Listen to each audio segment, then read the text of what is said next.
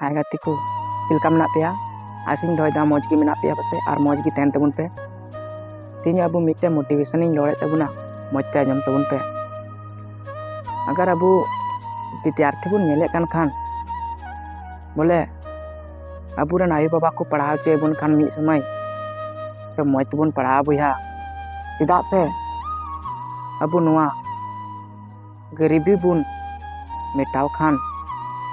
तो मिट्टे हो गया बुया हम पढ़ा में शिक्षा हताव में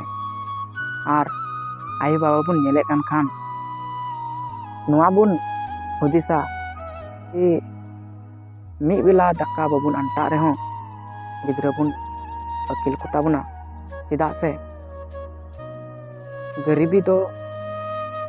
लय कते तो बाय हजू कना बुया और खुशी तो अंते नेल दारामा कि तीन दो खुशी लेकान दिन कना उनाते अबुरन गार्जन हो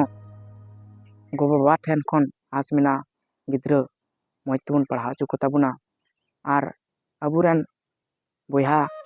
यहाँ पढ़ा कान उनको हों लय को तबुना जे कि